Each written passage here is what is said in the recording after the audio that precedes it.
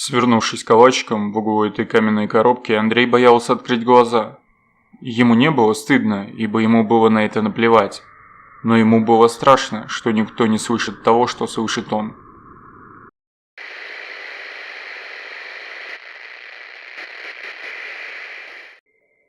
Вчера вечером, приехав к своей сестре в отдаленную часть города, где были одни деревянные домики, покосившиеся от старости, Андрей постучал в дверь.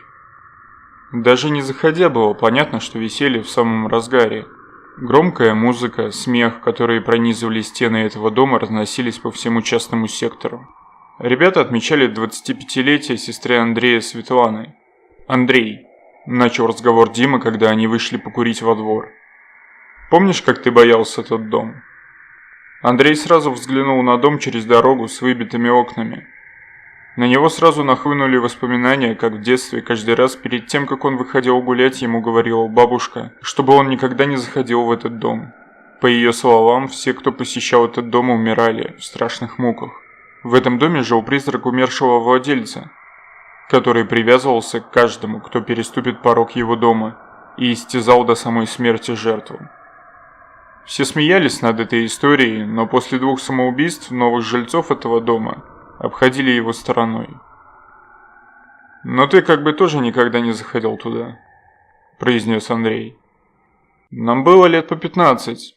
Во все можно было поверить. Не хочешь посетить его?» – спросил Дима с интересом. Наступила тишина, которую прервал Андрей. «Да без проблем». Решительно шагая вперед, Андрей услышал, как ему вслед кричит его собеседник, желая его остановить. «Стой! Не надо!» Дверь была открыта. В этом доме уже лет 20 никто не жил. Чтобы осмотреться, Андрей включил фонарик и, даже не отойдя от порога и метра, остановился. В комнате стул-качалка раскачивался, как будто в нем кто-то сидел, но там никого не было. Вдруг раздался звук, как будто кто-то ударил ладонью по стене. Андрей резко развернулся и быстрыми шагами пошел обратно к Диме. Сообщив, что там ничего не увидел, он вернулся отмечать день рождения. Ночью Андрей проснулся от стука в окно. Кто-то стучал, и с каждым стуком все сильнее и сильнее, но все спали. Разбудив сестру, Андрей спросил: «Ты не слышишь этих стуков?» Посмотрев с явным непониманием, сестра отрицательно покачала головой. «Наверное, просто перебрал», – с дрожью в голосе произнес Андрей и пошел спать. Вот только уснуть он не мог. Стук не стихал, но за окном, из-за которого он исходил, не было никого. Связав это с необычным действием алкоголя на организм, Андрей надел наушники и просидел всю ночь за ноутбуком. Приехав домой на утро, Андрей решил все-таки выспаться, но вдруг раздался звук, как будто кто-то с силой бьет ладонью по внешней стороне стены. Он жил на 2-м этаже, поэтому его очень сильно удивил этот феномен. Выглянув в окно, Андрей не увидел там никого. Но и звук тоже исчез. Андрей ощутил неприятное чувство чего-то присутствия за спиной. Словно кто-то смотрел на него сзади. Вдруг послышался стук о косяк двери, которая вела в комнату, в которой находился Андрей. Резко развернувшись, он увидел высокую тень, которая походила на человека в черных балахонах. Она стояла в дверном проходе и, смотря на Андрея, стучала по деревянному косяку.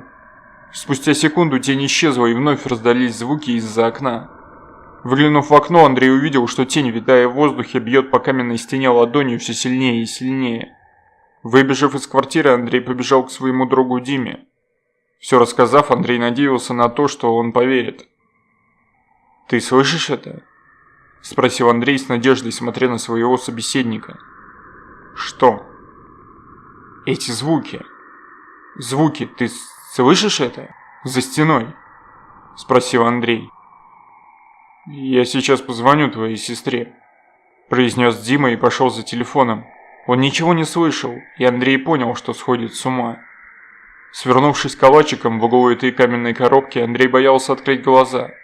Ему не было стыдно, ибо ему было на это наплевать. Но ему было страшно, что никто не слышит того, что слышит он.